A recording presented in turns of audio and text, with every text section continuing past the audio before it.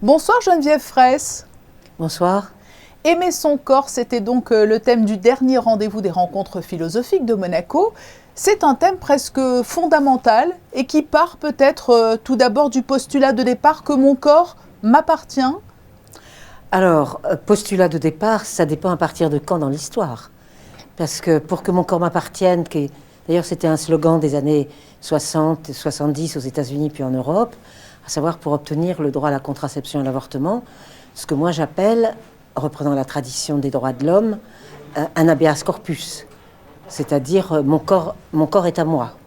Mon corps m'appartient, donc je peux décider ou non de faire des enfants, de choisir un moyen de devenir finalement ce corps-là, si vous voulez, au lieu qu'il soit dépendant de la nature qui va décider à ma place ce qui se passe et donc produisant des enfants sans que je puisse rien faire contre. Là, je vais maintenant, comme telle la révolution copernicienne, devenir moi, celle qui décide pour la nature que je suis. Mais est-ce que les choses ont vraiment évolué ? On était soumise à la nature quand il s'agit de choisir si on reproduit ou pas l'espèce, c'est-à-dire si on fait des enfants.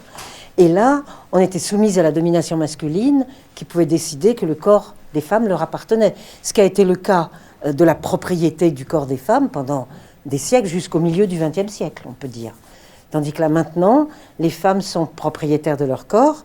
C'est pas pour ça qu'elles vont pas se battre pour ne pas être possédées comme corps par des hommes, je pense, puisque Donald Trump vient de se faire tancer, juridiquement parlant, par rapport à une plainte pour viol.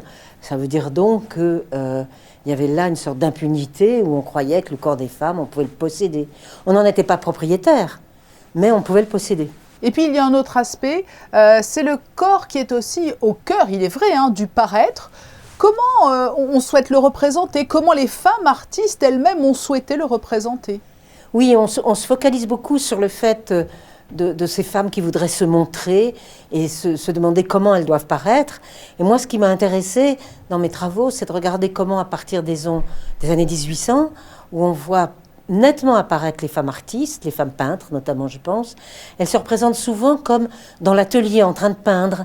Et puis 100 ans plus tard, elles vont s'approprier, là encore on est toujours dans la question de la propriété, elles vont s'approprier l'espace où elles peuvent non plus être seulement un modèle pour des hommes artistes, mais devenir elles-mêmes artistes, donc représenter leur propre corps. Et ça, c'est le tournant des années 1900. En France, la mieux placée, si je puis dire, et la plus intéressante à mes yeux, c'est Suzanne Valadon. Suzanne Valadon, donc mère du trio par ailleurs, mais surtout aussi peintre, après avoir été modèle. Et là, elle va représenter son corps et la nudité de son corps, c'est-à-dire ce que faisaient les hommes à la place des femmes. Ils représentaient les femmes nues. Eh bien, les femmes vont s'approprier leur corps tout au long du XXe siècle, dans l'histoire de l'art, et montrer aussi qu'elles peuvent montrer la nudité de leur corps. Donc c'est assez intéressant ce retournement si vous voulez, d'objet qui devient sujet, et le sujet qui se représente comme objet dans l'histoire de l'art, pour prendre la place que les hommes avaient gardée pour eux. On ne peut pas évoquer enfin cette thématique d'aimer son corps sans mentionner une évolution importante et récente, un mouvement là aussi qui est en marche.